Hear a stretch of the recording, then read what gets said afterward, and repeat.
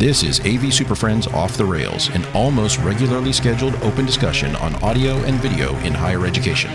We'll sound off about our most brilliant ideas, our dumbest mistakes, and everything in between. And because this conversation will almost certainly go off the rails at some point, we'll end up covering just about everything else. And now, the AV SuperFriends.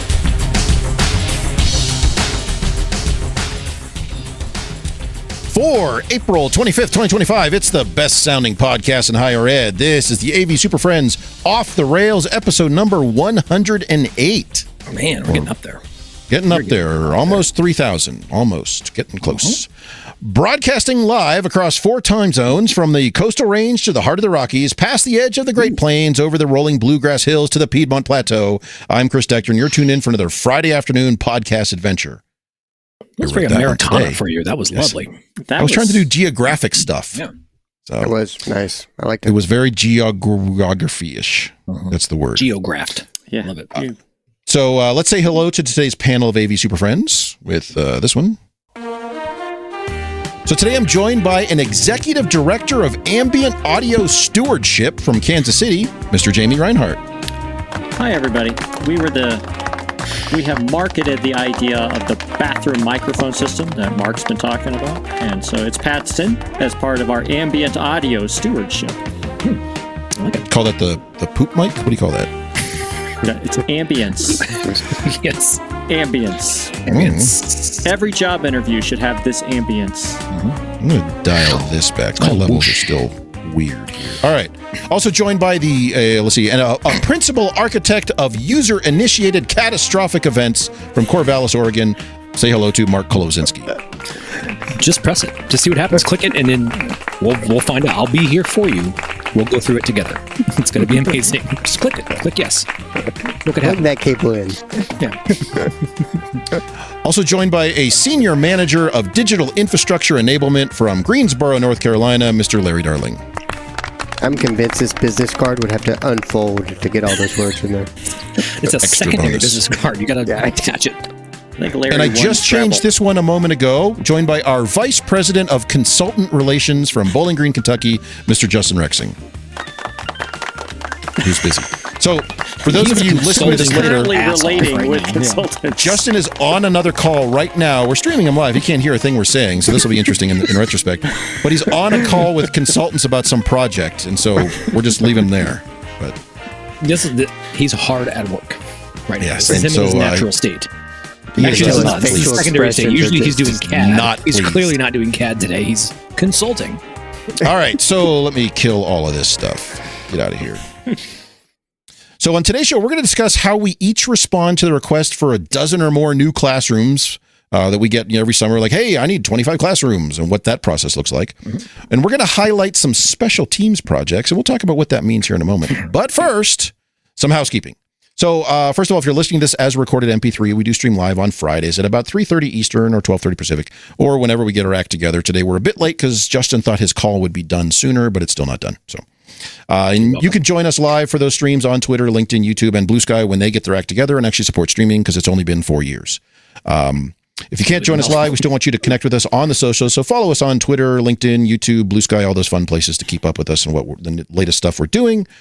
Please don't forget to spread the word. Share this podcast with friends, colleagues, enemies, perfect strangers, and anyone else who may or may not enjoy it. If you can find people who really don't want to anything to do with this and steal their phones from them when they're not looking and subscribe them, that would be great.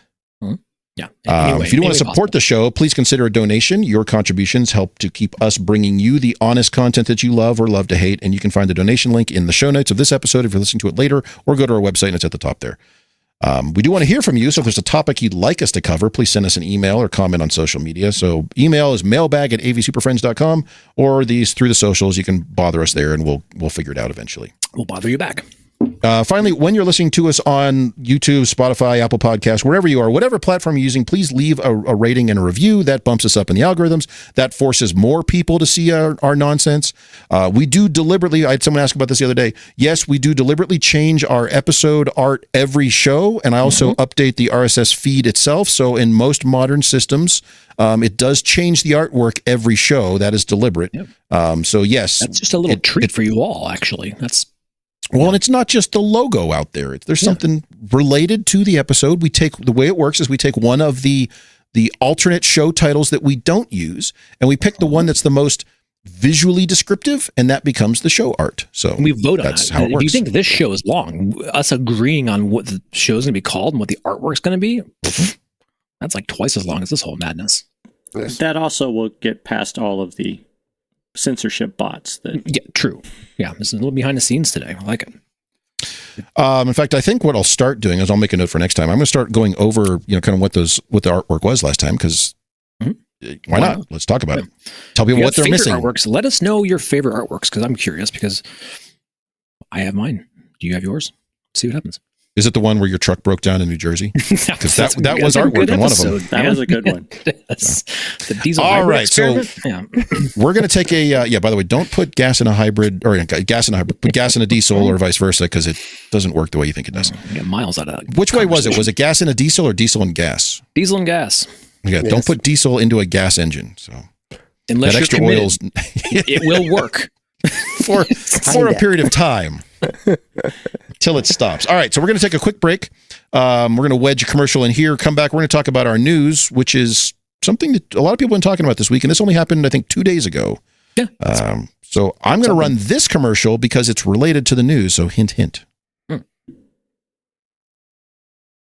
Hey, you! Yeah, you with the weird AV issues that need fixing. Listen up, because this is the last time I'm gonna say it. Are you tired of your electronics acting like they were put together by a bunch of monkeys with soldering irons? Well, guess what? You're in luck, pal. Introducing Independent Amalgamated AV Integrations, where we barely meet industry standards and still manage to stay in business. Look, we know you have a choice when it comes to who handles your AV, but let's be real here. Are you really going to trust some slick-talking, overpriced company with your precious gadgets? I didn't think so. At Independent Amalgamated AV Integrations, we promise to half-heartedly install your stuff with just enough competence to not get sued. And if you're lucky, it might even work for a little while. So, if you're ready to settle for mediocrity and save a few bucks in the process, give us a call at 555-GET-OK or visit independentamalgamated.com. And remember, at Independent Amalgamated AV Integrations, we're just good enough to not completely ruin your day. Maybe. I've been there. Wherever that was recorded, so many times. That I've was had the to load corner in of First on that Avenue street and corner. First Street. Yeah, That's, exactly. Yeah. I know that backdrop dude. was brought to you by my company. Independent Amalgamated? No, ambient Oh, yeah. audio. Oh, Stewardship. Yes. Oh, yes. Jamie, you realize your title's just because you're in charge of the background music. That's Yeah. But All I'm right, changes everything. executively in charge. executively in charge. Okay, so now, because you've waited for it all week, it's time for the no. news.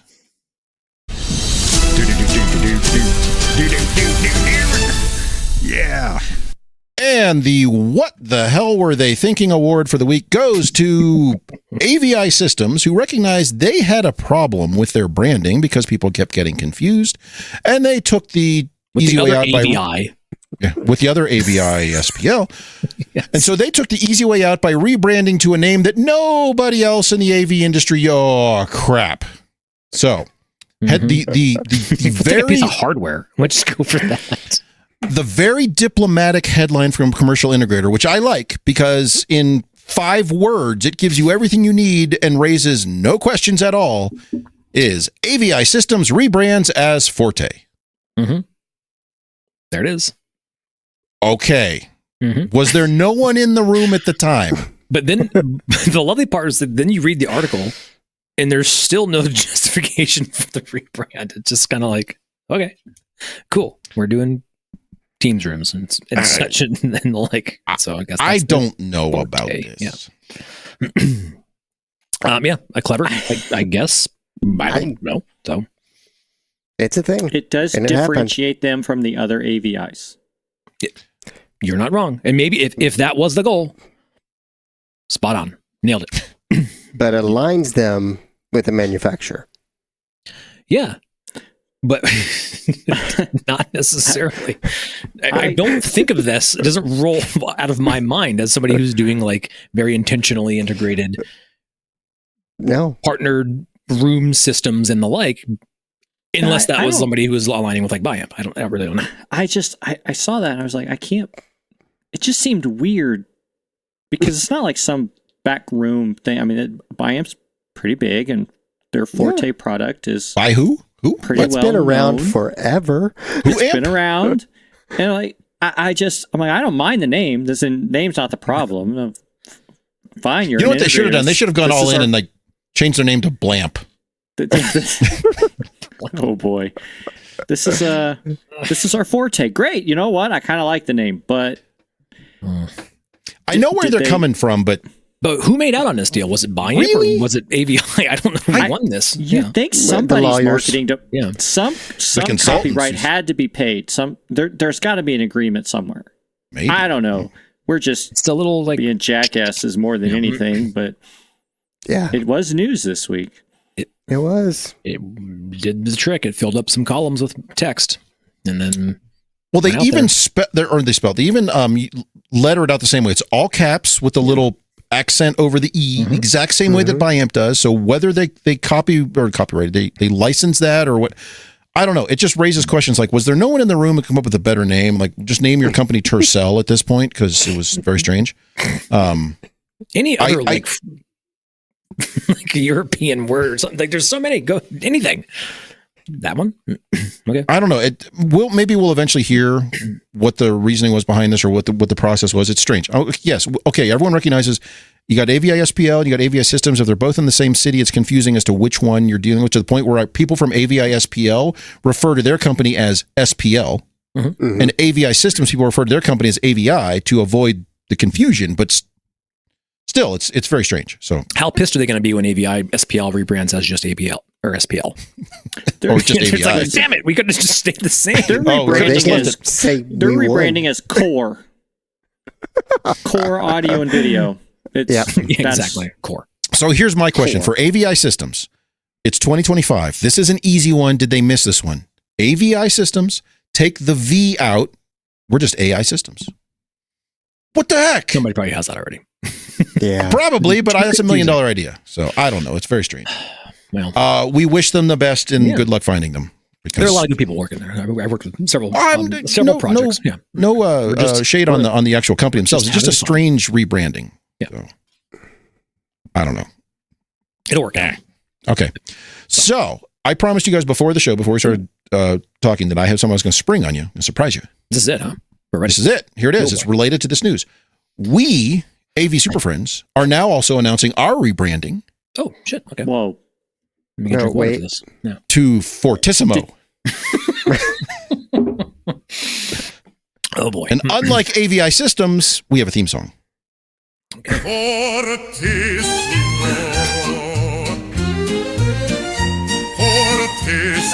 Fortissimo used to be AV SuperFriends, now Fortissimo. There you go. That's a pretty What big the hell? assumption, Chris. Yeah. You're but that's- assuming that they do not have a theme song. They might have a theme song. I they guarantee they do. As at part of their rebranding process, they do not have a freaking theme song. sing. You don't know that. That'd be hilarious. Especially If we one- get next week we got to cease and desist and say, play our theme song, damn it. But is it one that's going to directly reference their old name to further confuse people? we can only hope. Oh, boy. Well, There's your news and the special news from us that we're rebranding as Fortissimo. But every time you say it, you have to say Fortissimo. Fortissimo used to be AV SuperFriends Fortissimo. That's the official branding. That's the name. New stickers. It's all of that.com. But we couldn't get the .com. That was taken. So we have .website. Website. TV. Couldn't even get that. Oh. Just all the good domain names were taken. So it's Fortissimo. bought 'em all. Fortissimo used to be AV SuperFriends Fortissimo .website. So, all right. Well, At Spell GeoCities. that, please. yes. At geocities.com / home.html. MySpace. So, Dot Wix. all right. We're going to take another quick break. Run another sponsor message from AVI Systems, formerly Forte, now AVI Systems again. I guess they gave up. It was a joke. It was a trick. And then we'll come back. We're going to talk about how we deal with large requests for large projects. What's up, turds? Oh, Holy crap! Good Justin, Lord. dial that way back. And when we come back, Justin's mic will be fixed. Justin's mic will be much better. So, All right. all right. All right.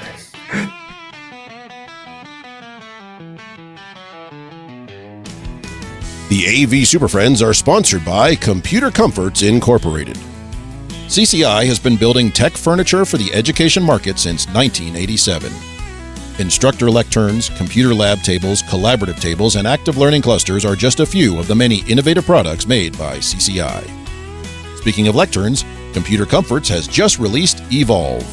If you're looking to future-proof your classroom, Evolve is the Swiss Army knife of lecterns. Seriously, this flexible lectern does it all. Not only is Evolve sit-to-stand and ADA compliant, it's also packed with tech-friendly features. And the best part, it ships fully assembled and ready for action. Check out the 90-second video to see all the options. Visit computercomforts.com/evolve.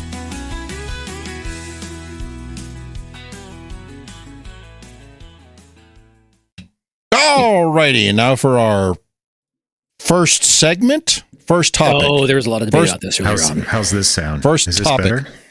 It As long sounds as you're better, whispering but like you are now, you're keep fine. going that Yeah. keep going that down a little bit. Okay, there. well, let's see what we got. Yeah. So, is this the first segment, or is this not the first? This is I really topic. don't The know. first topic. I don't know. What have I Topic missed? Have I one. missed anything? Holy You smoke! missed quite a missed a bit, lot. but yeah. Quite a bit. best show ever. How about that? We Easily. missed, Yeah, just- you missed the AVI Systems to Forte conversation.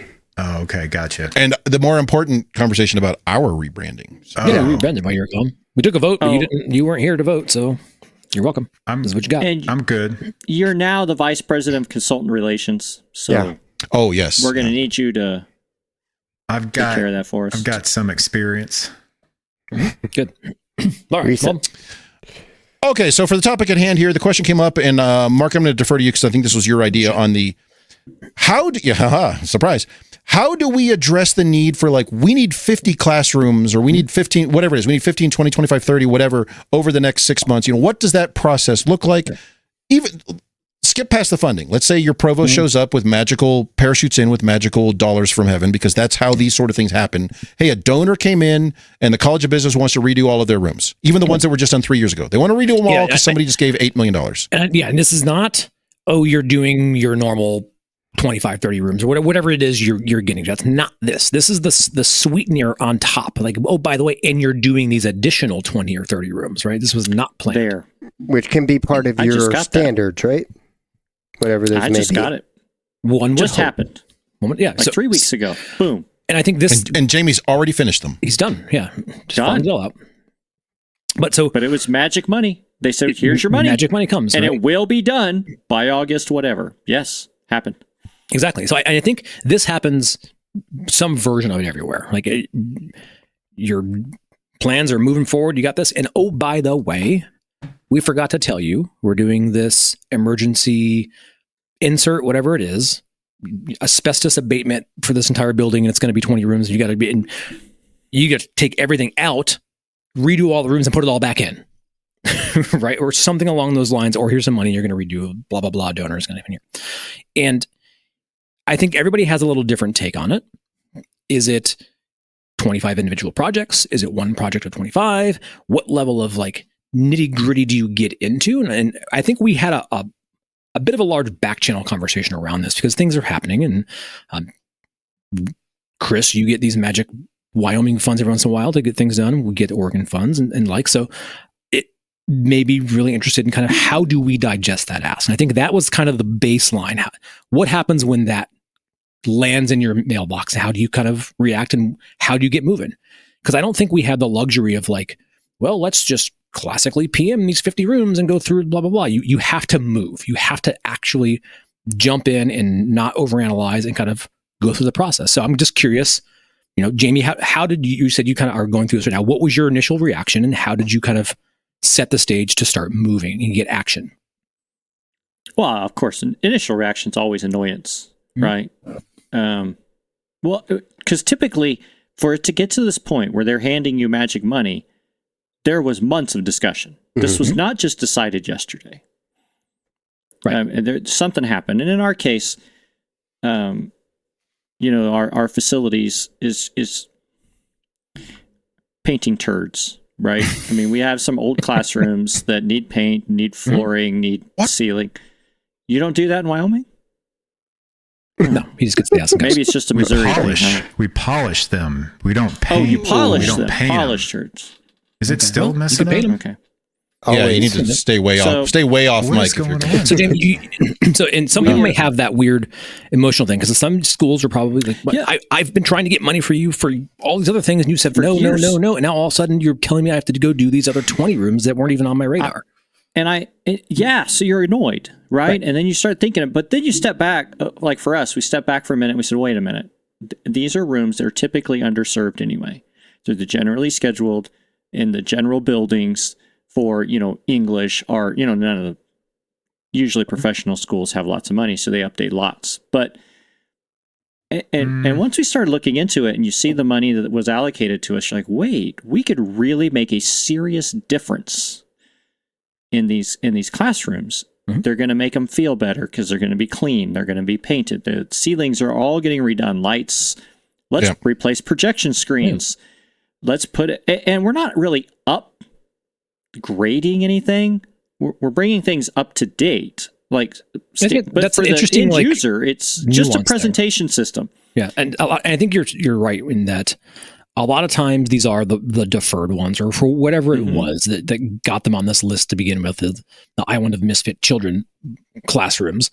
And often it's like, we just want to bring them up to like normalization, because these are usually not unique unicorn systems out there that are going to have all the whiz bang, everything under the sun. There's like, what do we need to just have like baseline presentation capability here? And I think that's usually how the bulk of these do fall. And I think it's because these are the ones that are like Justin talks about, and I have them too. The ride or die ones. They just go forever, and when they die, you'll figure it out. So now we've kind of embraced it, and we're like, okay, so let's just turn this over.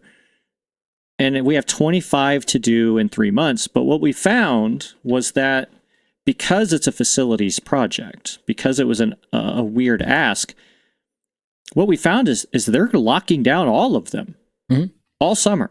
So we're not trying to squeeze these in where like you get 2 days here and you got to be in this room, and 2 days over there and you got to be in this room. Yeah, no. And they locked them all out. So all They're doing it the right way. All 30 that they're in, we only have 22 systems, but they have 30 rooms. All of them are just flat out done. So as soon as the commencement's over, they're locked down. We can go in and we'll have that coordination with our facilities folks. Like, where are you going to start? Because we know they're going to start floor by floor. It'd be stupid to do building to building to room to room. So great. We'll go in the day before you and we'll just kind of disassemble. I'm currently hiring an army of part-timers that I typically don't carry. And the campus is like, yeah, let's do it. So now I get to turn these over. I get to give some of these folks some experiences that they're not, and we'll get it done. Would you ever push back against that initial ask? And so if somebody were like, hey, we need these 30, and there's always like, well, we would really like them before fall. Because let's be honest, everything always needs to be done before fall. And I get it. And that instance but happened. Mark, we have classes starting in August. There's classes, Mark. Yeah, but do you engage in like, well, here's our workload. We want to accommodate as much as we can, and can we stage and stagger these? Do you ever engage in that kind of conversation, or do you just commit to just doing all of it? Okay. That's what started that. So 2 summers ago, they did the same thing. Only they came to us in May with that request, and we had to push back. We're like, "There's no way you can get anything. This is good." So this time they came in March instead of May. Great, gave us a little bit of leeway. Initially, I wanted to push back because they didn't let us know that there was funding. Like, what do you want us to do? Like, I have $30,000 total. What do you want me to do? And they're like, oh, by the way, here you go. Here's the rest of your money. Oh, It perfect. sounds like you have more than enough. So, Yeah, and then so you start having that conversation where you're pushing back a little bit that says, I'm not sure we're going to be able to. Again, I'm going to have some part-time work and some students, which is great because I've been wanting to train my part-timers to do this kind of stuff anyway. So this is perfect for them. But I'm like, okay, let me open that up a little bit and give me some flexibility in my staffing in order. And they were like, yes, because otherwise you're not getting 22 in that amount of time. Yeah, because I you have, don't like have Mark the said, capability. I have these other things that you're are already committed. on the books. Your resources are already moving, right? Yeah, and I guess as part of that question for the rest of you, I get that sort of request, but then as part of it, there's the general assumption that, oh, it only takes you like a half day, so you can have it on Friday when we're done painting. I'm like, Yeah. right. And Thanks. part of that too, like the first deadline is the fiscal year. Like, can I even get the equipment in here in time? I mean, right now, if somebody came up to me and they want a new classroom, the biggest barrier is the lectern. Like, I'm at that point now where it's like, 6 weeks I to don't just know get if those I can created. get it on campus to even start Right. the project before the fiscal year starts. Yeah, I think they're being able to do that. I mean, for us, like if somebody came with the magnitude, if you're doing 25 additional on top, we're going to be like, where are we even going to put the stuff? Yeah. Right. Mm-hmm. Storage. So, and I think we all jump in tactically and start really trying to figure out how we're going to PM this thing through and dive in. And so I'm really curious, like, do you all do like, okay, we got to get a project plan for every one of these spaces? Do you get into that nitty gritty, or do you No. just get rough and tumble We and do. just go get it? Like, Like, get detailed on it. In our particular case, we didn't have to, right? They're already existing. Mhm. They're basically all the same. There's like 2 outliers. No, there's no reason. Mhm. You plan out one and rinse and repeat 30 Well, times. if they're all the Yeah, same, what Jamie that's said, easy. we'll quickly go through, verify which ones fall in our standards. All of those get treated as one project. And then if there's like a big active learning room or something like that in there, that gets PM'd maybe on it's its own. different. Okay. Yeah. Okay. But Justin, you said, would your inclination be to try to treat them all individually, or if you know they're all the same, they all lump up into one kind It of depends category? on the requester. So if the requester asks for 50 rooms, we have to come up with, if the rooms are the same, then it's basically one plan, copy and paste. If they're all different, labs and different shapes and different sizes in an auditorium, then that kind of breaks down in those smaller buckets, right? For kind of more what Larry said, if we can get the material here, we have processes in place to kind of cover our labor. So if somebody said, hey, we're going to update a building, we want to try to get it done. It's like, hey, we obviously don't have the capacity right now because we're working on some pretty major projects on campus, but that's where our labor RFP comes in. So we can kind of flex our management, make our installers more of a manager type situation at that point and juggling a few things. We've done that a couple times, but usually the client can't pay for that premium because they're used to our labor internally, which we do sometimes charge for. That's a different type of show. Don't really agree for charging for labor internally, but whatever. Sure. So that's kind of how we handle that influx of request. But you got to have the So- product here to get something done. That's the Sure. first hurdle. We need to probably, but there's probably another piece. There's probably the assessment piece, right? The needs analysis. Yes, we're all going on yeah. at some level. Like, so we're going to visit these spaces, and Chris, you bring it up a lot. You inherited like gobs of bad infrastructure, and so No, it was not bad infrastructure. It was no infrastructure. well, there you go. That's better than bad. Potato. I would guess. rather And have Is it though, where they just poke a hole in a fire rated wall and throw a cable through Well, there, that's and that's super infrastructure. cool? That's Look, something. I don't understand what the problem is there. It's fire rated. Yeah. The fire will stay inside the little cavity. I'd Yeah, rather I bet not it will. have that and start with 0. And so how do you deal with the things that are technically like enabling your scope of work, but are not necessarily your scope to actually do? Because now are you bringing an outside agency? Are you working in house with those things? How are you battling those? Do you mean external specifically pressures like now? with facility stuff, or what? When you facilities and cable plant, all that stuff? Like is that conversation ever? So put in as there, or is it I'm- just as I'm going through Chris, and you're gonna doing- do 50 rooms, go. Yeah, I mean, as I'm going through and doing this massive project of doing 150 rooms over 2 years, sort of thing. If I don't do it, if I don't even put together a high level scope on that, no one will. And the weird thing is no one will even think about it. And then suddenly it's my problem because this is a classroom project. And yet, well, what do you mean? We never got requests for more data lines pulled in here. But somehow that's my fault. So we have to go through room by room by room by room and identify even at high level. And now we're having to get down, and you would hate it, because we have to get down to the nitty gritty of how many cables go through that raceway. Yeah, what type of cable? That's normal. What's the diameter? I know it's normal, Justin. What I'm saying, though, is But if I'm trying to can do this slow high, the thing down, right? It's a time because suck. it's I a have level to of do detail. that level of detail, because otherwise then they're just like, oh, I don't know, I just threw it across the ceiling, it's fine. I'm like, no, it's not fine. It is fine. Oh, it's fine. It might be fine, not but fine. probably not. And so to me, that's a resource, right? You have time and energy, and if it's not but I don't yours, have the time, it's somewhere. So how? And is that in the expectation? When I reach out to Larry and Jamie, I hear you guys doing 20 rooms. Are you relaying that conversation with who has made this request? Like, by the way, there's things I can't control. I will do the best. And is there a volley going back on there?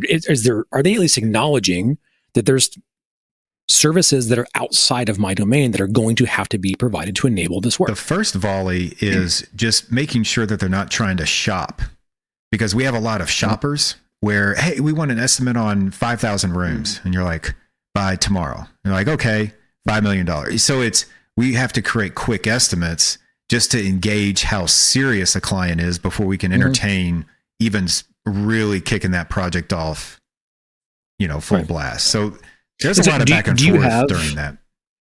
So do you all have a good sense of ROM and to be associated with the things you have no control over?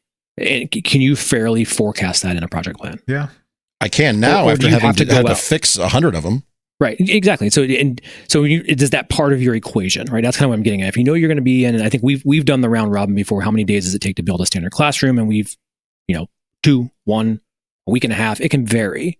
But are you Come to carrying those Wyoming and outside costs in there? try that right? nonsense on my campus. Exactly. 2 days. Get the hell out of here. Right. And so you start PMing that. You're starting to slide these things into your Gantt sheet and trying to figure out, how am I going to do it? And then you're going to learn how much labor, resources, what do we not have here? Where do we have to go out and get, commodity labor to come in and engage with those level of contracts too. Maybe you're using a labor contract like Justin has. But I think when the big ask comes in, you're foolish to believe you're going to do every single thing by yourself. Right. And so how do you on-ramp the other services as needed?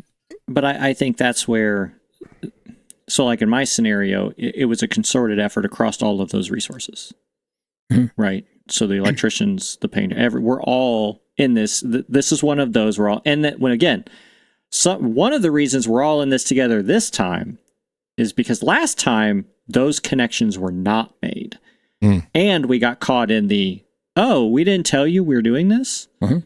Can you go ahead and update? No, I mean, where do you want me to buy this stuff? I mean, it's not at Walmart anymore. Jamie, you raise a really good point that that coordination, oftentimes the first time you try this sort of thing does not go well. And all sorts of things fall through the cracks, or somebody didn't know, or procurement wasn't involved in the right, whatever it was, and it takes a couple of rounds of these surprise projects to kind of figure out who all needs to be there, even if they're not official stakeholders. You got to tell the guys over in structural trades to get this on the radar, or you're not getting any sheetrock done in these space, that sort of thing. So, I think there's some of it's not even like it was even vindictive. There's a little bit of embarrassment that always goes with it. No, it's never vindictive. It's just this process is one of those. No, it's your identity. Sometimes we might be. I will be the first to admit I have designed rooms. So I have selected room capabilities based on spite. So I am all for that. But kind of But going we back talked about to in the past. go ahead, Yeah, Mark. go ahead, Justin. Well, I was going to say, Okay, kind I'll of go going there. back to what Chris and Jamie were saying. Some of that is you're always telling me to get closer. So now you're further back. Not today, further no. back. Not today. You are down way to- over. I might turn it down to 10 out of 90. So I don't know what happened. Must have been Zoom on my other PC. Anyway, so part of the responsibility that I have, which is not great all the time, is writing up a internal and external scope of work. And the internal scope of work is hey, we're going to have to watch out for this electrical because it's above ceiling. It's out of code. So we're going to have to hire the electricians. And then that has to get passed on to the facilities project manager, which is a stakeholder. So it's up to us to basically outline everyone else's scope. And as long as we do that for each project, there's that sense of accountability now. But having someone think of that for themselves is kind of a big ask sometimes. Sure. I think And from the go ahead. Oh, I was going to add on to the labor standpoint of it, because our budget and the way my university's culture used to be was we redid the AV through the one-time money gifts from heaven scenario. And it wasn't until I was hired here that we started the replacement cycle. And that allowed us to schedule our summers in such a way that we're busy from May until the end of July. Well, now when we get those monies, it's harder to just squeeze it in, because all of a sudden, like, You're we're committed. scheduled. And so I've had to go and find resources like Justin has outside integrators. And that's just part of the cost of the room. The cost of their standard room now went up to a point that I can cover those costs if I need to. So that's an interesting comment there, Larry, about using the outside ones and how that affects price, because I'm going through that now where I've got like this handful, like 7 or 8 rooms that are like, I keep calling them the bonus rooms. Can we lump these into both my team's workload and our existing like massive campus project infrastructure workload? Can we sneak those in? And because they're going to come in at a higher price, because we have to farm that out, we have to hire someone else to do that. And I'm working on emails this weekend actually to like go to some departments and like, okay, we can squeeze your last minute request in, but it's now going to cost you an extra $6,000 that you may have not thought about doing because of these sort of ramifications. And it's interesting because I know some schools, to your point about being booked and being, and I like where you're going, because you've got the replacement plan and your stratification of what you can do and how that lays out. And I know a lot of schools do that, and in particular, like University of Central Florida has been doing that for years, and they've got it all hammered out. But they will straight up go to departments and say, look, here's our current workload. We can book you in March of 2026. If you want it sooner than that, we're going to hire this out, and you're going to pay this extra cost because of all these extra things. So you got the impossible business triangle. Yeah. Yes. And you'll have people come back and be like, oh, well, we can wait. It's not a huge deal. Or no, we really need this now. So they're willing to pay the premium. Yeah. And we'll still design it. We'll still program it. We'll still commission it. We'll still do all of that. But the installation is what that they're paying for. I think you see a lot of that more from those departments, like you mentioned, Chris. Like the departments that have the one-offs or the onesie-twosies, we're just going to come in. I just need these one things done, and like, you can get this in, right? And you can do it over a break, or you can do it over Mark, the we summer. have classes starting. Classes in there, right? So I got that email. I got that email literally yesterday. There's a group on campus. They're moving to it's off campus, but it's like right across. We the have street. events planned for in there. So they're as part of this move, it was all office spaces and admin stuff, whatever. There was no classrooms, no meeting rooms, none of that. It was all just like they took over this office complex and they're building all this admin space in there. Oh, and there's like this little kind of dropped hint to our facilities group, like on Wednesday, in the instructional classroom, and like all these red flags are going off. They're like, we've already got GCs in there doing your remodel for your office spaces. What classroom? And they're like, oh yeah, we've decided to be better if we had our own classroom over here. Oh, cool. And then luckily they looped me in, and but a bunch of back channel to get figured out on this, and they've got funding. So funding isn't the problem. And we're now down to that time and that process problem. And I pointed out, look, it is now April, whatever it was yesterday, the 24th. I was like, I'm not even going to entertain this because this is ridiculous. No, there is no way that we can get this done. And they're like, well, can we have facilities hire somebody? I'm like, no, that's not how this works. You're going to have to deal with this space that you just magically made up and throwing it in because you think it's going to happen in, a week and a half. It's not going to be there. I'm happy to do this internally the right way in October, and you can have exactly what you want. So but you can't have it by now. You have to go through the process, right? So we've had people do the same thing where it's, can't you guys do this? Well, no, we can't. Well, what can we do? And it's like, I can gladly introduce you to this outside agency who can do this. And they'll ask me, what's the number going to be? I'm like, well, when you ask me what the bomb's going to cost you and what it's going to be for us to do it, understand you are getting a highly subsidized number. I will gladly share that with you. Yep. You go bring in XYZ integrator, go get Forte to come in for you. I don't care. Whoever's going to be. I was going to say, and then dang it, you stole my joke. Make sure and it's then they their quickly Forte. find out, wait, this is double. This is we don't have that money. And then they realize, like, wait a minute. But then next time they realize that's how valuable you are to the organization. You're doing that work. And then you do it once or twice and you'll learn, like, oh, wait, we need to not wait till the last minute, because if we want to have a quality project or a product that's supportable, that meets the standards, that is made up and it acts like all the other spaces, we probably need to get in line a little bit earlier. Like, we're not just Amazon overnighting things. I got a question for you all. So kind of in reverse, but very similar subject here. Have you all been tasked to, hey, we need this building demoed by the end of the summer, and we need you to store the equipment, and then we need you to put it back in after we're done renovating the building? I don't do that. Everything I can to not do that. Okay, the last part is kind of suspect, right? But so our support team now is, guess what they're doing this summer? I'm not a warehouse. They're going and demoing that building and taking all of the gear out, and then we're going to put it in a warehouse and then. Yeah, no. Demoing means getting rid of, not storing for later. I'm not going to waste the labor. Or it goes into my pool for me to determine what to do with it. But I'm not saying it's wrong. That thing works. I'll repurpose that elsewhere. So Justin, that happened for the storage is getting used. It's stored in this other room that's actively used. I wasn't. Yes, I've stored these in one by one in various rooms around campus. But we paid for it. You can have them back. That's when did you pay for it? We just did that with our College of Law. They did a big multi-year renovation. As part of that, they said, can you take the equipment out, put it somewhere, and then when the building's done, you put it back. And I wasn't there when they came up with this plan. It was not a good plan. Yeah. And I pointed out to the dean. I said, we can put that stuff. This was like, no, multi-years later, I'm now there on campus, and I'm like, no. And I pointed out there's two problems with this. One, that stuff came out pre-COVID. So it is not hybrid enabled, remote enabled, whatever. It's just old presentation systems. So they're going to need to buy more stuff to kind of bring those rooms up to spec. The other thing I pointed out, I said, you want us to reinstall in your brand newly remodeled, brand new building, it feels all fresh and clean, 4.5-year-old gear that has a 5-year warranty. Oh, cool. Look at that, Chris. Right on. You hit it. You won it. You said the buzzword of the day. Like that. 4.5-year-old. But, and it was funny because there was like this moment of silence on the call, and he goes, I don't want old stuff in my new classrooms. I'm like, yeah, that's not how this works. That's your trigger, right?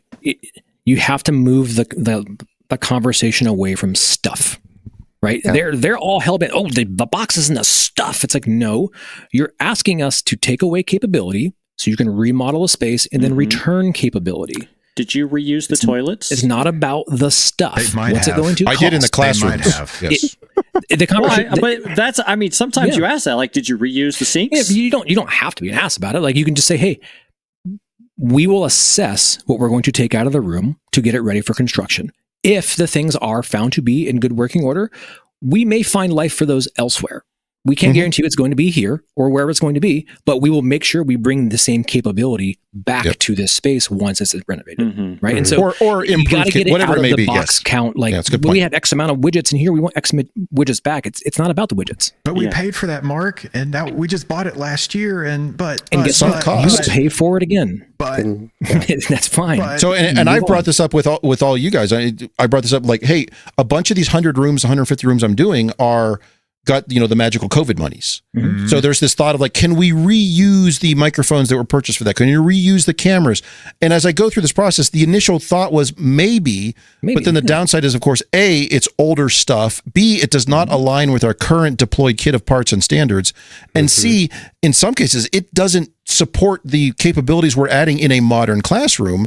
And so now are we compromising?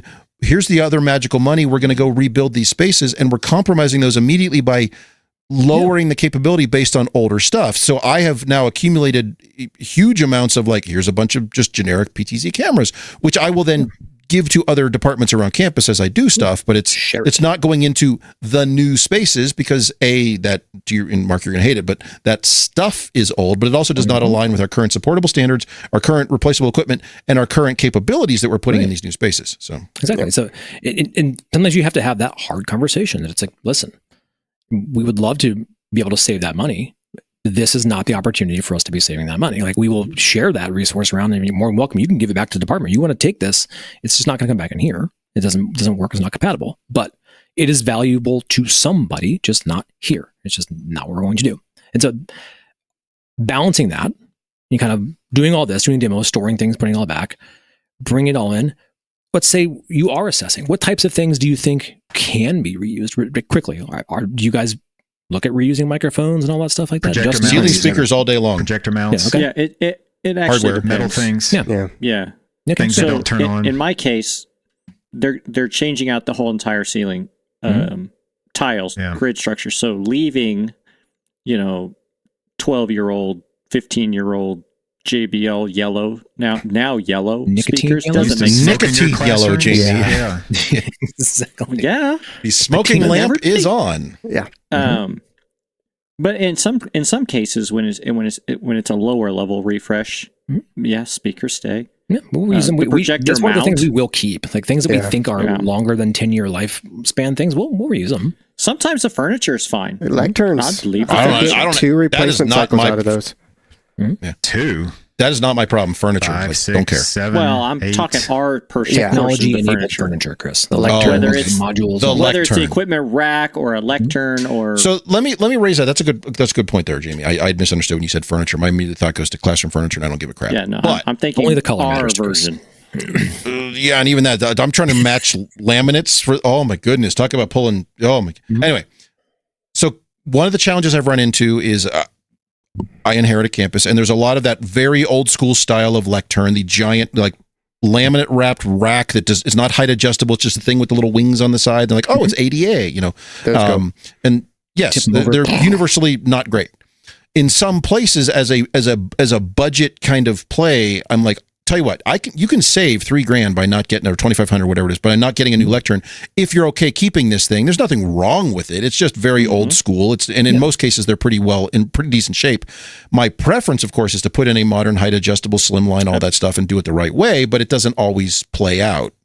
So I mean, is that okay, or is like it's not great because it doesn't? I think as long as if you're doing it in the name of like general purpose. Like, Yes. and it is meeting your ADA requirements. It's got the wings. It's fine. That's like on the line. But you put the wings lower. Yeah. So you don't put them up all the way where they're supposed to be. One of the wings is already at like 28, so it's 88. There you go. If I own the terrible. space, I have a side it's table. coming out. We're fine. Yeah, I would probably be an advocate to move that out of there. Yeah. It's just me. Oh no, that's always where we start. But it's one of those like that's a budget. That's a place where I can save $2,500. Yeah. So. But that's the thing. In some of these, if it's generally scheduled, and actually, if I have to make a decision on bang for the buck, that sometimes that's not the bang for the buck. Okay. Same with projection screen. There are times where you lower that thing, you're like, it only has one Sharpie mark on it. We're I've done okay. Been there. Our campus rec department was like, we need to replace this screen. I looked at it and I was like, I think someone hit that with a dry erase marker, and I went and grabbed like a Lysol wipe and just there you go, save $3,000. Especially if the screen is in a recessed ceiling, there has to be two Sharpie marks for that for me to open up that can of worms. That has to be ripped in half. It's got to be sticky and folding back on itself and all that. Yeah, it's gonna be Flapping in bad. the wind So, up there. Oh, I don't even replace those. I just so are you, unpower them, lash them shut, and put one on the wall There where you it go. belongs. I tried that. Our facilities group hates the idea of abandoned in place because there's apparently enough abandoned in place crap out there that they're like, "Stop would you it." please stop Yeah. leaving screens in the ceiling? Well, quit When they putting them come and there. ask, I say, okay, AV you on top can of take it AV out if you systems, wish, but You have you're to the one rebuild on the ceiling. disconnecting power. Yeah. You're the one redoing the ceiling grid. You're the one taking it down. And it's the I'm grid not where the doing it. cost comes in, even in a space where it's not like Yes. in a hard I lid. don't know. Drywall. Reconfiguring the grid. Yeah. Well, I'm just saying. Drywall is easier. Yeah. In a lot of cases, it is. It's actually cheaper to redo the sheetrock around it than to try to reconfigure the entire grid because Well, even if you go laid it order on the main let's runner, say yeah. if the entire screen assembly itself is the correct size for the room, but it's just beat up and damaged, of course, Daylight, Draper, Stewart, they don't make one that's the exact same size anymore. It's now No. 2 inches They do that narrower or on whatever it purpose. is. Yeah, and now it's $3,000 for me And to put a even new the screen in. roller assembly doesn't fit. You can't Oh, just buy sorry. a You got to roller buy a whole assembly. new kit. Our bad. Yeah. I have been bitten so many times by that I don't even worry about it. So I spend the $700, buy the whole thing. Yeah. yeah. So, so we kind of walked through this exercise about like saving some things. Did we get anywhere? I don't know what we started. But so if you're saving things, are you going to do the assembly line? Let's pretend you're going to be doing these in blocks of 5 or 10. Are you assembling these, or are you going to doing it all out in the room? Oh, And I've found No, we do. like We have student labor that assembles racks Okay. back at the shop. I've found coordinating and moving. Why do you have racks in your classrooms? Right. Yeah. Mm. Are you assembling equipment modules and moving them on site when they're ready to go? Which is the answer you should be doing. Yes. So in your prep, I've found it's more of a pain coordinating in moving the stuff you've saved, because it's never like a couple weeks. It's always like a year we're taking this offline and you're moving it, and that you're wasting so much time tracking and keeping that used inventory, and then it turns out only 3 of the 5 are actually going to be viable, and now this one's in a box, this one's not, and this one's you end up losing anything you thought you were saving just in the additional admin to monitor and actually keep that crap around, and then give that to your staff to manage. It's just not worth it. So wherever you can, just simplify out and have the same process through your factory is way more valuable than thinking you're saving $100 by storing this little black box in a warehouse somewhere. Yeah. The warehouse part's the part that usually is what starts convincing people. It's like, you have to save this for 18 months. Mm-hmm. We do not have storage. We're not a warehouse. So you're going to have to rent a storage facility for something of this amount of magnitude and everything else and all the security that you're going to need. You've now just paid for all this stuff to come back. Just new. Right. Oh, yeah. Okay. That makes more sense. Exactly. I think when you put it in those terms and like logically break it down, it works for folks. And then, it can be a learning process. And I think out of these processes, going back to what you said, Chris, you will learn a lot of your tips and tricks and stuff like that. You'll learn process and where you can find efficiency. And that for anybody who just got hopefully not just now, but or in the future, you get this magical money. Hey, we want to redo these 25 rooms. We have the $4 million, whatever it is, on 20 rooms. $1 million. $1 billion. These are fancy. They're just standard rooms. Yeah. Magic Jamie, money is different in Wyoming. Yes. These are block level rooms. So Stacked DMPSs. yes, I have extra. Extra screens each one in the feeds ceiling the if next you need one. Yeah. So when that screen dies, just go to the next one behind it. Breakaway screen. The first time you I do have this, a you triple will redundancy. You will do it wrong. You will be bad at this the first time or two, and it will take several revisions of this sort of thing to figure out that process. And then to your comment about reusing gear, I've run into that with spaces that already have perfectly capable beam forming, beam tracking, beam steering, whatever they are, microphones in the space. And like, oh, okay, we can reuse this. And then it turns out as part of the project, facilities are like, we need to redo this grid, which now means I have to demo all that stuff out, set it aside, and then put it all back. At that point, time, yes. And sorry, Biamp, I'm not putting in 8 individual mics anymore. I'm putting a single mic array up there, and your stuff's going away. Sorry, no shade thrown at you, but you have to call people out, man. Because they're the one company who doesn't make a single giant mic array for my room that I would happily install. It is their forte, isn't it? That was a good one. Been sitting on that one. So there's a little bit of balance. Sometimes those labor costs actually will change your scope based on like, well, if you guys are going to be up there working and I have to take all this crap out, I'm not putting it all back. I'm going to simplify this. Exactly. Yes. Also, Biamp, where the heck is your all-in-one ceiling microphone array that you can get from like 7 other manufacturers? Where's yours? They didn't win the lawsuit. Anyway. It doesn't have to be square. It can be round. It can be weird looking. It can be the Audio Technica, which I like, that looks like a bathroom scale, but works pretty well. So it can be the Sonys that are little dish cups or whatever. So just anything. I like the Sony dish cups. So as we kind of close this one out, I think it is a process. As you can see, it's different for everyone. Juggle, but I think you're trying to be mindful of where you're going to be expending your time. It becomes really valuable. I try to kind of use don't reduce your movement in the space. At scale, you can't be having to do all this custom weird stuff and tracking things and all this extra cognitive load. Like, you have to clear the slate as much as possible and come in there and do the things you can do and you're good at. If you're not good at it and you don't do it really well, don't do it. Give it to somebody else. Let somebody else do that. Pay for it. And if you don't have the ability with your team, go buy that ability. But still manage it. So you train up that ability. Yes. Yeah. Do not give that up. Yeah. Temporarily buy that ability, then train it. But avoid the temptation to be like, okay, we've vetted the process, whatever. We hired this company. They're going to come and do it. I'll check in with them in a couple of days. No, you are on site twice a day. Checking in, because they're going to run into some issue that you can solve in 30 seconds because you know, and they're going to take their best guess at it, and it may be perfectly valid, or you may find out 4 days later that what they came up with is not the right way to do it, and now you got to go backfill. But Chris, and all that. We've been spending 4 to 6 hours today trying to figure out this problem because we didn't want to bother you. I mean, I was trying to save your time. We're going to bill you for that, but that's fine. Yeah, and they'll bill you for the change order too. Yeah. Right. had that conversation. But do you have that conversation up front with them that, hey, this is, you want to give them the autonomy to do what's right, but let them know like this is not right. And these things are wrong. And if you have a question, you stop. You ask us first. Right? Understand. Like, be really clear with them. Or you could go down to like, I'm going to document every little nut and bolt and how many turns you're going to do this and every little wire. But you're going to find that when they come across a room that's going to be a little bit different, they're going to try to do it the same exact way you had it, and it's not going to work. It's going to be perceived as it's the same, and then you're going to get there and it's not going to be. So now you're going to have to undo it all. And so that's why I think you got to be really flexible and do that and resist the overdoing every little piece and have just the conversation and be willing to be on site. Like you say, Chris, there's a balance.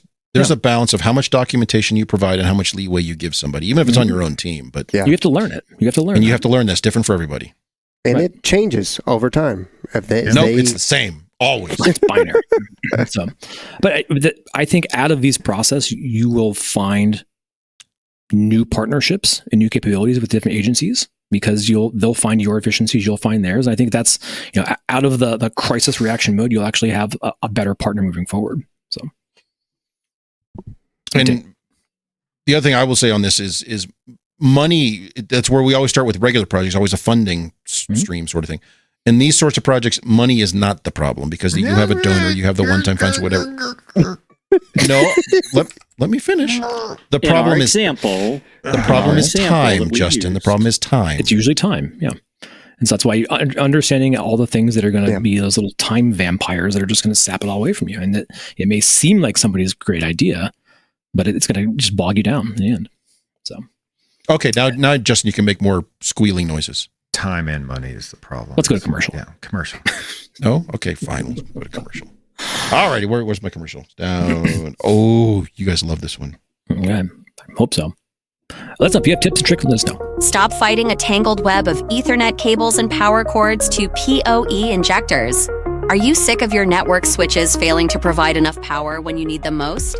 Well, buckle up, folks, because we've got something that will blow your socks off. Introducing the latest innovation from the brilliant minds who couldn't quite make it in the world of audio engineering. That's right, we're talking about gain sharing PoE, the game changer in network switch technology by Independent Amalgamated. Imagine a network switch that not only delivers power over Ethernet, but also dynamically adjusts power distribution based on the needs of all the connected devices. Say goodbye to underpowered devices and hello to maximum efficiency. How does it work, you ask? Well, we've taken our expertise in microphone mixing and digital signal processing and applied it to create a revolutionary power distribution system. With gain sharing PoE, the fewer devices you have connected, the more power each device gets. It's like a power party where everyone gets VIP treatment. And get this, folks, our patented Surge Amp technology ensures that power is available to your devices at lightning speed, with just a few milliseconds of delay. It's like magic, but better. So if you're ready to take your network to the next level, look no further than our advanced managed network switch featuring gain sharing PoE. Because when it comes to power, we've got you covered. Visit our website or call now to get your hands on this cutting-edge technology before it's too late. Don't wait. Upgrade today and join the power revolution. Gain sharing PoE from Independent Amalgamated. Now we lost Justin. Walked away, so upset. Every time I hear that damn commercial, and I wrote it, it still sounds like something's like, is this real? Like, is that it sounds like an Infocom press release. Yeah, like it does, yes. This is what regular switches. No, it's different. What's happening? Isn't that what PoE? Isn't that the standard though, Chris? I don't know. There are times where you're powering things up. You're like, I think that's how this is working. It's pulling it off. That one's no longer online. This one is. So what happened and here? So it gets all online. 600 watts right now. It's that weird. And this one's I need really 15 hot. watts, but I only got 7. So I'm going to kind of be Look how fast that camera head traverses now. glowing brighter. Oh, I love it. The LEDs on that microphone can be seen from outside. All right. So how come the Q light on that one's glowing? I can turn it off. That tally light won't turn off. It's permanent. It's forever on. And it's orange. And glowing brighter as we go. All right. So for our last segment here, for segment 2, segment 3, segment 7, Feels This was like a whole point of discussion. 7 or 8. Seems like forever. Yeah. Seems like forever. We want to talk about what we call special teams with special teams showcase. We've decided we've all been doing this long enough, and we all have our own term for it. We'll define it here in a moment, but we want to bring this up every now and then. So this will be a recurring segment every couple of months, whatever, to talk about some custom modifications we've had to do for some integration. Some weird shit, And I want to hear some of yours, Joe. I'm really curious. But set the stage here. What is this? But first, because I have time on my hands, we have this. Special teams, get it done. Custom integration, they're second to none. Love it. Okay, there's our special teams jingle. All right, so special yes. teams, So we would define this as to say, teams? Yeah. when you have to generally it's hardware-based, but could be software-based.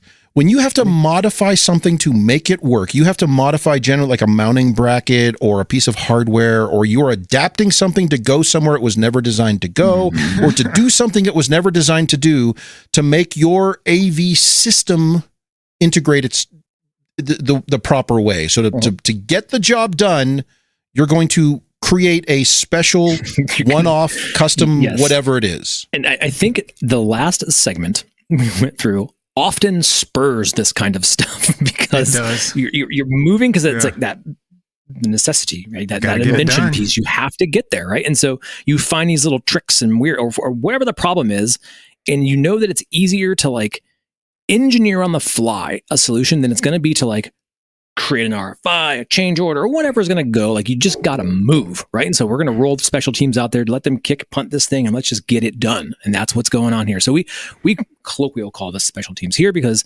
back in the day we had a couple individuals that loved this stuff. Like they lived for it to just get out of the box and just get weird, making, adapting. His name was cutting. Lenny.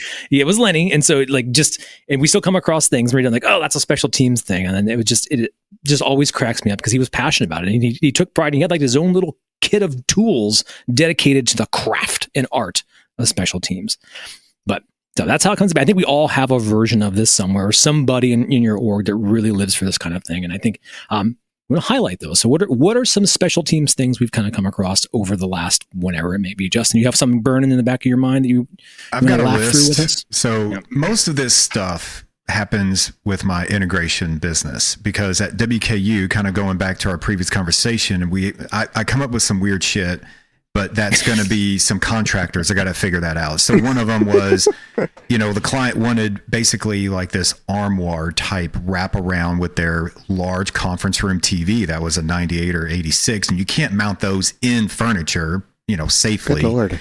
So we had to come up with a custom design and we sent it to the contractors and they're like, yeah, we're not going to do this. And the client just like, no, we're going to punt. And so that's usually how it goes at WKU. Now on the integration side, we're actually doing some really weird shit right now.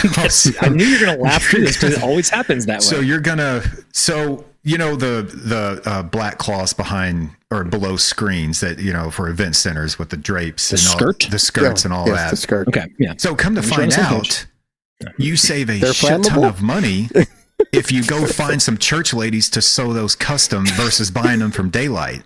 And then you go buy the fabric from the fabric store down the road, which is 90% off. And then it's actually a better product than what you would have bought from Daylight or Draper. So let me get this right. You have like a sweatshop of old nuns, like stitching this shit. No, not nuns. Church ladies. Church ladies. Yeah. Different. Love sewing. Why are you judging? And then they need, and they're going to take the money. They probably did it more efficiently. And then you donate the money to the church, so their labor Whim goes stitch to that out. So Jesus benefits out of this. And then we have... Well, since you put it that way. Right. And then we have the custom digital signage boxes. Your community. So we're working on the same project. It's all one project. It's a big event center. And they want those displays on their doors. And they have some that have wooden stained wraps with logos and all this stuff. And they want them all to match. And they have other rooms that never had them. So our team had to come up with all these custom boxes. We had to build 8 custom boxes that looked identical to the ones they had. So that was, whatever. It wasn't anything crazy. Needlecraft. But the stupidest thing that we've done so far on this project... That's a different segment, Justin. But this is the same. It's the same topic. So You don't have to have a successful special teams group. You know, you have, you know, those when you're projectors. Fourth and long, you're going for it. We're just happens, doing happens, whatever. yeah. So, you know, those projectors that we use at, you know, at Infocom, they sit them on the ground with the special snorkel lenses, and they're, you know, the offset is there so that you can put them 2 foot off the ground. Oh, I know where this is going. Yeah, right. So we had a long argument about this one too. This was tough for me to do. It was really hard because I knew what was coming, and we're in the middle of this shit right now. But we had to bid on this, and it was a certain amount. But in order for us to win the bid, we had to have the short throw lenses. I couldn't afford to do the snorkels, but I could afford to pay my people to do some really stupid things. So we decided to get the fisheye lens that was short throw. Hold my beer. Where the projector basically has to be at the bottom or the center of the screen. These screens are, the bottom of the screen is 60 inches, 55 inches above the ground, right? So we obviously have the wrong lens. So we built this cart out of Unistrut because the projectors are 8,000 lumen. They're big. But how do we get it? We can't build it as high because you can't push that around safely because all the weight would be at the top. So what did we do? Sure you can. We put a motorcycle lift in the middle of that son of a bitch. And then you pump that motorcycle lift up, lock it in, and guess where that projector is? Right where it needs to be. And it's secure. And we wrap the Unistrut cart. We move the wheels. We cut the wheels off of the motorcycle lift, put them at the bottom of the cart. The entire frame is built out of Unistrut, and we wrapped it with wood and then custom stained it. And it's be like, bueno. Hey, putting the cowboy in AV, I love it. What? And Justin, I'm curious on your bill of materials or on your what was the bill on for your that? invoice? What are you charging for that? Like it was a bid. It was a bid. So it's like, I don't know what I'm going to do, but I'm going to allocate this much money, and I'm going to figure this shit out later. Now is later, so we're in the middle of, and all the guy, everybody's like, the only choice we have is motorcycle lifts. It's like, okay, let's do it. By the way, I do want to point out, if you haven't done this in the past, the Harbor Freight motorcycle lift for rack building, hey, that's get nice it under too. there. They're like $100. Awesome. Drop them in there. You can raise a rack up to now seated height, so you can sit on a chair and wire a rack. I'm talking a smaller rack. I will Not a go full out. height. $150 on Amazon. It's cheap. Yeah. I will go out and say Harbor Freight is pretty much the special teams depot. That's an emergency special team. You can plan that Harbor Freight you can avoid Harbor Freight. Harbor Freight is when you want to get $1,000 worth of tools for $50. No. And all the like, oh, I could use that little weird elastic thing to do this and this and that. Like, as you're checking out all the other shrapnel they have there to go through, that's where you need get some all your casters. clever They're ideas. cheap. Get 'em. And as you're looking at your ammo boxes and all, you're just like, oh, that'd be, I could use that for a power supply. And like, I use a lot of their fake Pelican case boxes all the time. Those The are nice. Apache line, Yeah. Jamie. So we got done with So guy bad-mouthing Harbor Freight knows the line. I wasn't bad mouthing. I'm saying Harbor Freight is the place you need to go for disposable tools. So going back to the screens, I forgot to tell you this. So I walked in, I was like, I was looking at it, I'm like, that looks kind of weird. And I look over at the other ones that are already there, the skirts and all that, and they're all wrinkled and they kind of look weird. And I was like, you know what? Ours actually look better. They look weird because they're not wrinkled and shitty. And these actually look straight and nice. And these over here. Are you talking about the Valences or the church ladies? Oh, come on. Both. same thing, man. Yeah. Talk about the black skirts. Both. Yeah. What is this? I just want to know how whoever VST is, how did they recognize your voice with Your it being as voice. overdriven as it is? Modulated as it is today. I'm working on it. To be fair, the way Encore sets up most of the microphones in those Oh, rooms, yeah, it yeah. probably sounds the Hey, same. maybe so. He probably has never recognized Justin until he heard him with all the distortion. And now he's like, I'm oh, switching no, I know who between that is. computers. I'm unplugging USB. I'm trying to work and do this. You know, I've We've got a lot all going presented on. in those Yeah, it's- rooms. You know that's correct. Yeah. Yes. Another quick one I'll throw out that seems to be another source of these special teams thing. Anything cart related. Oh, I it's always rough. find myself It's in rough. like special teams and nightmare. Yeah. Like, and that's where I'm like hitting the old, like getting the ears off of other rackable items and flipping them over. And like, that's a shelf. on top, right? Put a camera up there or underneath, like, Yeah. and you're unscrewing the little screws you're not supposed to take out of the display. Then I'm going to run that back through, and then like, hey, perfect, that's mounted. That's good. That's special teams. You can take That's the good for rack a first gears down. and they'll fit the other way too. That's what I'm saying. Always under anything cart cart related, thing I'm always in there like adapting them. So here's a free one. The back of displays that have those vertical back of big LCD monitors have the vertical little slits in them for passive ventilation. That word, ventilation. That word. There you go. Gotcha. Yeah. You can got it. you can if you bend the end of a zip tie, you can fish it back through there, and Yes. now you have a loop to which you can attach cables. You attach. Freebie. That's a My free one. favorite card ever was the Middle Atlantic FlexView. They discontinued it. That's been but- canceled. Dude, you haven't seen was- my card that I built yet. It's Oh, I'm telling you, like this one. He had means metal second to your sides, custom motorcycle wackadoo card, Justin. yeah. So. metal sides, but the front of it was laminated MDF. I drilled Oh, so you can do many anything you holes want, and cut so many holes in that thing. It looked like Swiss cheese by the time it was done, but it was awesome. Yeah. I just want to remind you all, this is what you give me shit about every single week. do it with buying standard monoprice, AV gear. Harbor Platform, Freight, yeah. and This is you. You do it in Thing, like a this is standard. our I know, special everything I team. do You're stuck on is the Harbor special Freight thing. teams. Everything I do is special teams. No, that's the problem. My most recent one Everything. was going back to your favorite microphones here, Chris. Those the parlays. Speaking of tricky words, mounting those things in not a ceiling tile or a thing. Wait, you're putting it talking in a about box. You're right? talking about the little flat ones, the flat The ones flat with one with the inch and a with the quarter or secret whatever. hidden massive Inch. box No, that not goes those. with it. That yes, there's an interface box. Uh-huh. But if you have a standard infrastructure where it's like, oh, give me a box, I'll put that up there.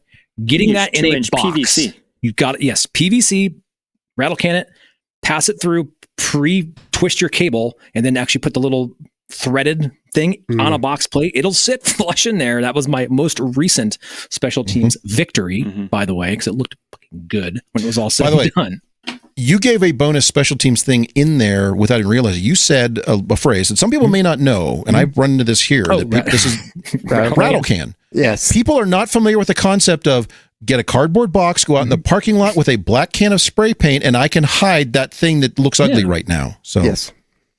the amount of rooms I've done that there's a 2x4 behind something that's attaching and it's using that for structure or whatever, but it's been painted black so no one ever sees it because I went out and rattle canned it in the parking lot. So, I've been on the job site in the middle of nowhere, Illinois before, and I open up all my boxes of Chief parts, and I have everything special white teams except as well. for one black hole. I am going to the nearest Ace Hardware and getting white paint and making that thing You work. better get Harbor some Freight. sandpaper before you get that white paint. I will No, make it work. Just and paint it. No, God Wait. bless, Jamie. okay, here's another one. No? This is a freebie Yes, for sand that for up. The specifically for primer version, just spray that shit down with the primer No, it Rust-Oleum. doesn't. You're good to It go. doesn't work like that. Nope. It is 20 Don't- feet in the air. Nobody cares. It looks like shit. You can see the runs. It's gonna be terrible. Let me solve all your problems. Projector poles, Schedule 40, NPT 1.5. Yes. Paint does not like to adhere to them all the 'cause they time, got all depending the- on how they're Well, powder it's got the coated. oil on Yeah, it. it's You got a got the oil. WD-40 that shit. Here's what you do. You don't go to Ace Hardware. You go to Walmart, Target, whatever. You buy contact paper for shelving, and you put that on there. That stays fine. And it's sandpaper. Jamie, there's a bunch of those over in Block, by the way, if you haven't found them already from 30 12 years ago. 30 seconds. Just You know sandpaper. you have the special teams gene if you're afraid to throw away all the extra widgets and stuff that comes in all the extra mounts, and you're like, I'm gonna need this shit some point in time. You're in special teams. That's you are part free of the stuff team. you might need for a future project. If you When you're take heading away out the with your- layers and are bending anything, that is special teams. Yeah, I've done that. Yeah, a lot of the metric bolts I might get rid of, but those spacers are gold. Oh, you need those metric bolts. And Because Aaron, metric bolts are close to SAE if you force it. Aaron, that's hilarious. You only got to get it in there once. Now it's a Off-white. security You need off-white security to match screw, the ceiling. That's the Right? problem later on. Ceiling paint So- white. All right. All right, let me share mine real quick. Here's a freebie one. I just ran across this one the other day. We had a project, big conference room. Ironically, someone's phone is ringing. Let's go answer that phone. Not me. Ironically, the project started, it was a boardroom, and it had been around for years. With the boardroom table was monstrous, and that's where they started. They went all the way around the seating thing and came back to giant boardroom table. But the new table they purchased had no table devices, no power, no pass-through, Clean, nothing. no pass through, nothing. Super Concrete, clean. metal. Yep. Well, that looks great, except where am I going to put, Right. the connections at the table, all that stuff. Okay, so I figured that out. Extron makes those under table drawers. They're fine. However, one of the things that was missed as part of that, because they kept changing this table and what they ended up buying, they didn't actually confirm with IT that it would work, is the pass-through for the single cable I need to put the touch panel at the frickin' table. And they're like, oh, just run it around the side. I'm like, you're asking for this thing to just hang off the side forever. I'm okay with that for a couple of days until the new such and such arrives, but this is not a permanent solution. So the special teams, and this is the special teams coup of the week, or coup of the month, coup of the quarter. Play of the day. Play of the day. You need the Extron under table drawer, the cable cubby drawers, which are pretty slick if you haven't looked at those. And a QSys touch panel, which has a magnet on the back. It snaps in magnetically, not press fit, but it's magnetic. It'll snap to that steel drawer and clear the edge of the table. Now you have to get a punch and punch a hole for the single cat cable to fish through. Yeah, but you can do that, fish that under, and now they have this secret drawer that pulls out touch panel in the drawer, cable connection, HDMI, USB-C at the back. Super clean, disappears, hidden, invisible. And I've even had somebody call and ask, where the heck is the touch panel? Because now they can't remember where it was, sort of thing. So super clean, easy to do. Like I said, play of the day sort of thing. And now this has solved like 3 other project solutions on campus where they have the giant monstrous table that they spent $150,000 on. And now I know where I can hide the touch panel at the table, so you don't have those awkward rooms, and we all have them. You've got the really nice table, but the touch panel is on the wall over there, and you point out, so usability-wise, if I want to adjust them, I got to get up, walk over there, push the button, come back over and sit back down, which is ridiculous. So don't do that. So there's your freebie for you. So there you go. Do wireless. Wireless. Don't ever do wireless touch panels. I will drive to your campus and find you. Don't do those. And if you don't have them, go get yourself a nice set of punches to go through metal, so you can do nice, clean holes through. That's what I use. I use not a punch tool, because that looks like dog shit. Good point. Get a nice knockout set. All the stuff. Yep. Yeah. Do it right. The knockout set. Harbor Freight. Your special that you get from Harbor Freight that your electricians can use for stuff. So it's one of those things. Greenlee. Just do it right. Go get the right stuff. Don't go to Harbor Freight to get nice tools. Harbor Freight, we're looking for a sponsorship. Come get us. Come on.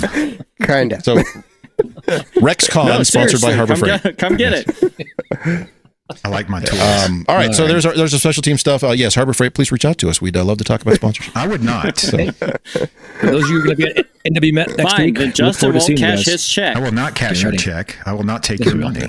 You have taken too much of my money. We are way over time here. Throw it on trash. Justin, go fix your microphone. Yes, Northwest Met next week. Larry, Mark, and I will be there. Those guys over here. Wait, they're there. This way over. We're on this side. There. No, the other side. This way. There's one. Keep trying. No, there you go. There. Yes, there you go. Those guys won't be there. No. The 2 guys in flyover country will not be there. Come talk to us. Yes. So we'll be there doing all sorts of fun stuff. Yeah. I guess we don't know. We're going to have to figure out what are we doing next Friday, because we're scattered to the 4 winds. So we may do something. I'll be here. We'll figure it out. Coming back. So anyway, plane. There you go. Maybe some of us will be. Larry will join from the plane. I've done that maybe once. We'll do a first Friday.